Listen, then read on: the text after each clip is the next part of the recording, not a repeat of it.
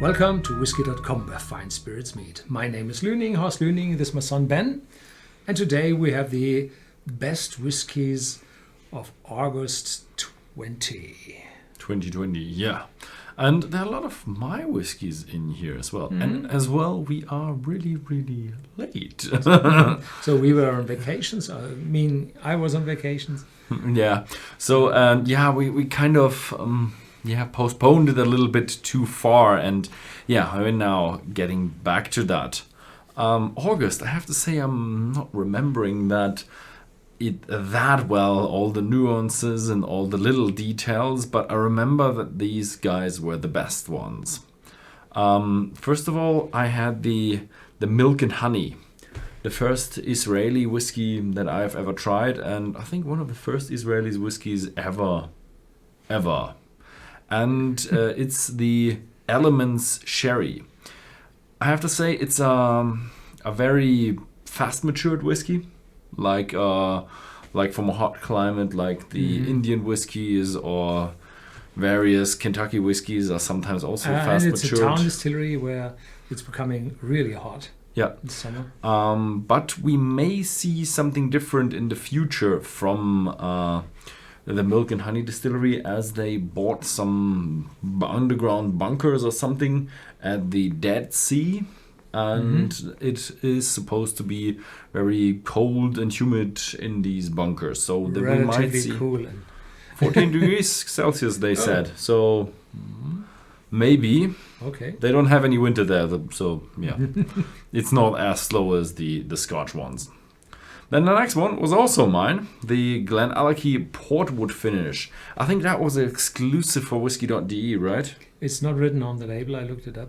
Oh, it's not written on the label. Sometimes they forgot it, even. Yeah, so I think it is an exclusive for us. But there are many of these whiskies out there, and this kind of stands a little bit for these whiskies as well. They are really, really good. And so they especially are knowing that what they're one. doing. No? They know what they're doing. Yeah. And to the original GlenAllachie, which was a distillery for the blenders industry, they now had the amount of casks and the possibility to finish, because they changed proprietors, and now they're very much in it. Yeah, they're really much in it. Yeah. Next one we had together, the Tullamore Dew, 18 years old, and this is a specialty. It's a single malt, 18 years old, and triple distilled. So this one has to be from the new Middleton distillery, where they typically mash barley and malted barley and unmalted. But for this one, they used single malt, so malted barley exclusively, and then 18 years of maturation, triple distilled. So this is a very smooth one and showing already good cask influence. Yeah. Next one I didn't had, but I think the Tullamore was also pretty not as pricey as it was supposed to be. I think it was the least pricey 18-year-old we ever had from Ireland. For Ireland, or it was really a good money for value whiskey. Yeah.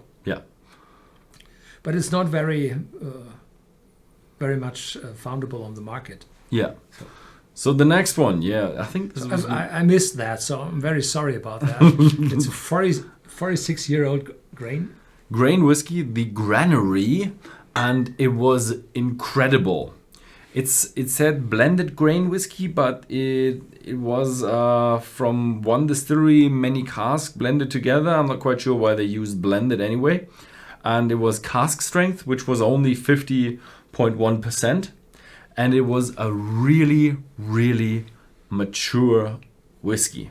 Sorry, 50.1% for a 46-year-old is a very high ABV. Yeah, but usually when you associate cask strength, the normal ages you associate 57, something like that. With a 46-year-old, it's good. It's a good number with 50.1%. But it was very smooth, very, very mature.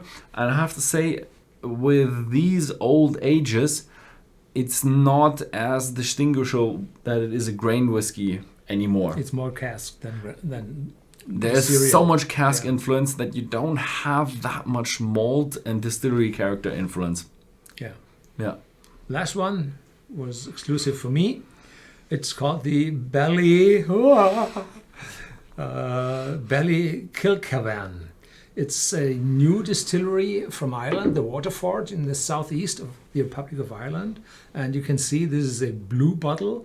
I hardly see a blue bottle on whiskey. And it has a yellow stopper, and it's a glass. It's a glass stopper, so it can't cork.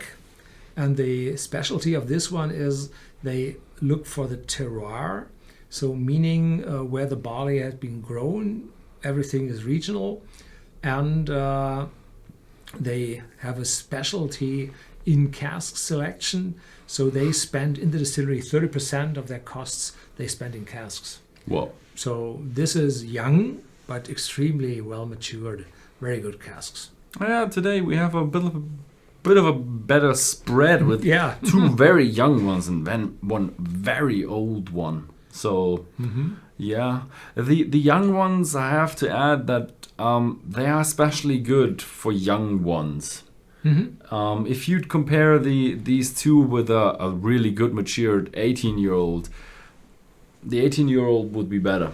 It would be better, but there are not so good 18-year on the market. We will be some 18-year-olds might be less good than the ones without late stage. But it's they are incredible for their age as well. So we take everything into account.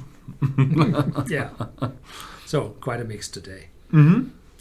Yeah. So next one will be in just a fortnight. That will be the next one, best of September. Yeah.